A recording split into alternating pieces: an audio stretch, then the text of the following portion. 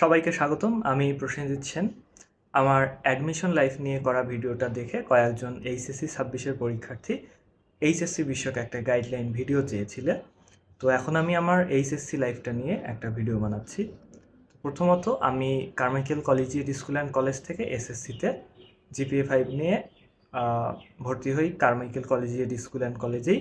কারণ আমার মার্ক একটু কম থাকার কারণে আমি রংপুরের যে টপ কলেজ, যেমন রংপুর সরকারি কলেজ, রংপুর সরকারি সিটি কলেজ বা কারমাইকেল কলেজ, এই কলেজগুলোতে চান্স হয় না।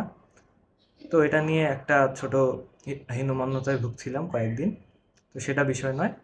তো এইচএসসি লাইফ শুরু করি কারমাইকেল কলেজিয়েট স্কুল অ্যান্ড কলেজেই। এবং তোমরা জানো সায়েন্সের সিলেবাসটা অনেক বিশাল এইচএসসিতে।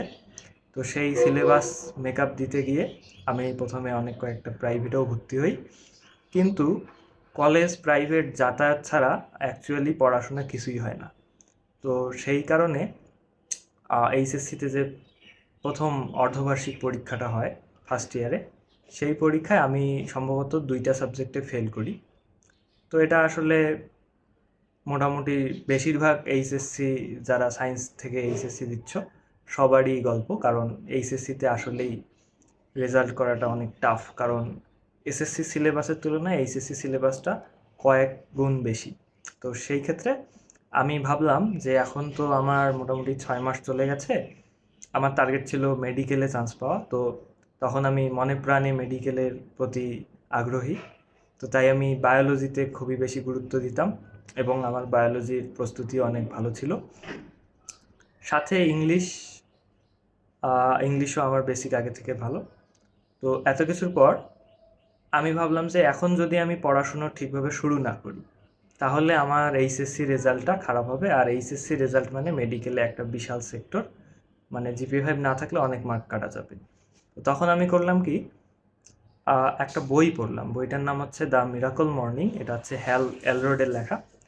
এই বইটা বাংলা অনুবাদ ছিল সাম্য শরীফের। তো সেই বইটা পড়ে আমি মোটামুটি যাকে বলে ওই মুহূর্তে আমার যেটা দরকার ছিল একদম ওই বইটাতে সেটাই ছিল, যে জীবনে কেমনে সফল হবা এবং সেই সফল হওয়ার জন্য কিছু অভ্যাসের পরিবর্তন। আর যেমন ধরেন বইটার নাম মিরাকল মর্নিং, এখান থেকেই বোঝা যাচ্ছে যে এটা যে সকালে ওঠা নিয়ে একটা কথা আছে, যে আমরা একটু সকালে যদি উঠি, ধরেন সকাল 5টা 6টা এইরকম সময় উঠলে আমরা দিনে মোটামুটি একটা বিশাল সময় পাই সকালেই। আর যখন আমরা একটা বিশেষ উদ্দেশ্যে আমাদের প্রিয় ঘুমকে বিসর্জন দিয়ে সকালে উঠব, তখন আমাদের সারাদিন মাথায় থাকে যে না, আমি তো আজকে সকালে উঠছি, এই কারণে পড়াশোনা করতে হবে। তো এই প্রেশারে অটোমেটিক পড়াশোনাটাও ভালো হয়।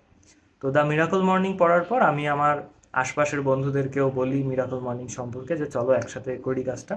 তো আলটিমেটলি 2-1জন বন্ধু ছিল, একমাত্র আমার রুমমেট অভয় সেনের সাথে আমি মিরাকল মর্নিংটা কন্টিনিউ করতে পারি। বাকিরা আসলে তেমন গুরুত্ব দেয় নাই। তো তারপরে যেটা হয়, আমি প্রথম সকাল 5টায় ওঠা শুরু করি।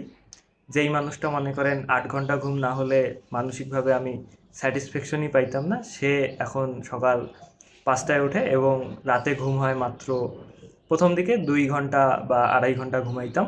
কিন্তু আমার মোটিভেশন ছিল পুরো একদম হাই, যে আমি এভাবে আগাইলে আমাকে আটকানোর মতো কেউ নাই।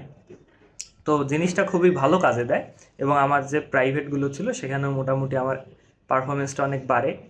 কিন্তু কয়েকদিন আর কি কম ঘুম হওয়ার কারণে একটু ঘুমের ব্যাঘাত ঘটে এবং দিনের বেলা একটু মাঝে মাঝে হঠাৎ কনসেন্ট্রেশন হারাই গেলে ঘুম ঘুম লাগছিল। তো সেটা বিষয় না, আস্তে আস্তে এটা ওভারকাম করি এবং পরবর্তীতে ঘুম দাঁড়ায় 4 থেকে 5 ঘন্টা বা সর্বোচ্চ 6 ঘন্টা।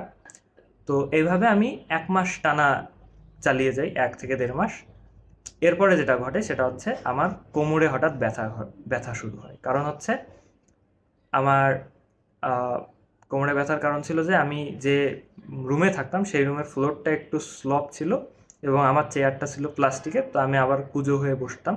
তো কুঁজো হয়ে বসার কারণে আমার কোমরের মাংসপেশিতে একটা মনে হয় অনেকক্ষণ এক ভঙ্গিতে বসে থাকার কারণে সেই পেশিগুলোতে ব্যথা সৃষ্টি হয়। তো আমি কারণটা প্রথমে বুঝতে পারতেছিলাম না।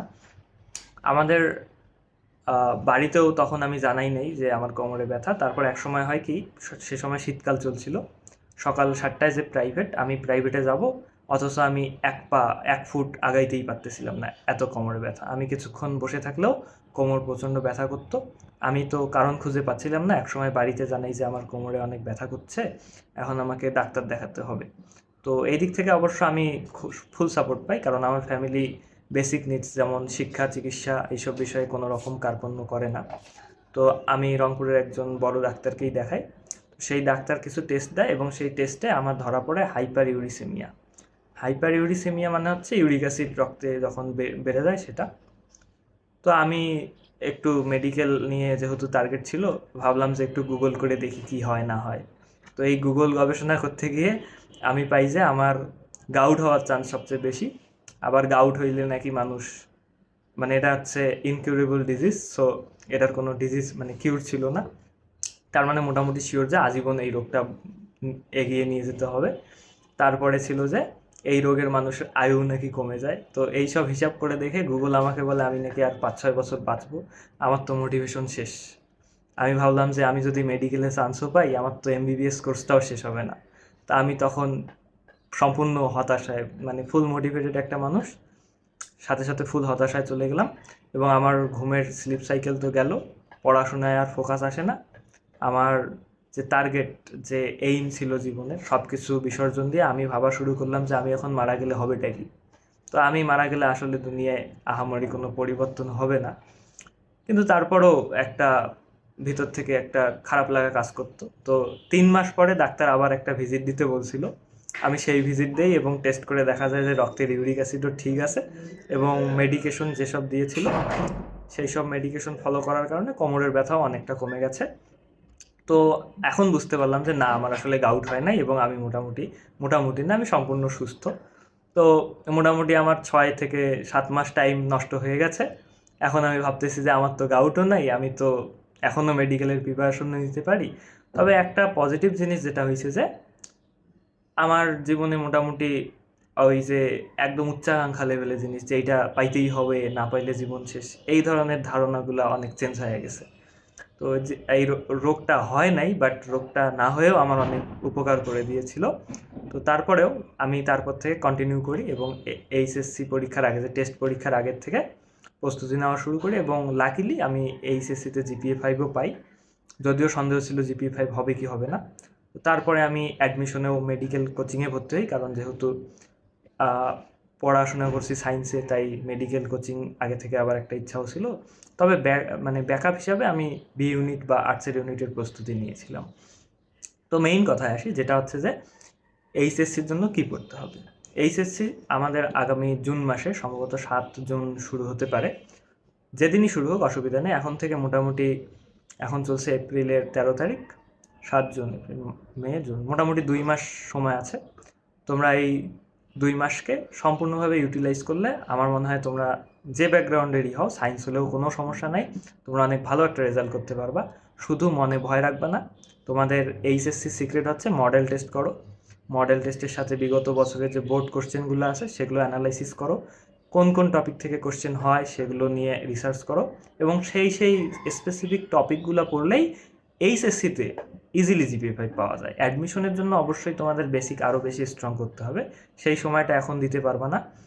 যাদের প্রস্তুতি ভালো আছে তাদের তো কোনো অসুবিধা নেই, কিন্তু যাদের এখন মনে হচ্ছে যে আমি কি পারবো, সেই সব মানুষদের জন্য বলছি যে এখন থেকে মোটামুটি 12 থেকে 14 ঘন্টা করে যদি তোমরা প্রতিদিন পড়তে পারো। অ্যাকচুয়ালি পড়ার সময়টা ডিপেন্ড করে মানুষের অ্যাবিলিটির উপর, এক একজনের এক এক রকম সময় লাগে। তবে অ্যাভারেজ আমি বললাম 12 থেকে 14 ঘন্টা যে কেউ পড়লে আমার মনে হয় সে সায়েন্স থেকে জিপিএ 5 সহ এইচএসসি পাস করতে পারবা। তো তোমাদের জন্য অনেক অনেক শুভকামনা রইল। এইচএসসির পর তোমাদের অ্যাডমিশনে আবারও দেখা হবে। আশা করি তোমরা ভালো একটা রেজাল্ট করে অ্যাডমিশনও একটা ভালো ইউনিভার্সিটিতে, ভালো মেডিকেল কলেজে অথবা যে কোনো একটা ইঞ্জিনিয়ারিং ইউনিভার্সিটিতে চান্স পাবা। সবার জন্য শুভকামনা রইল। Thank you everyone.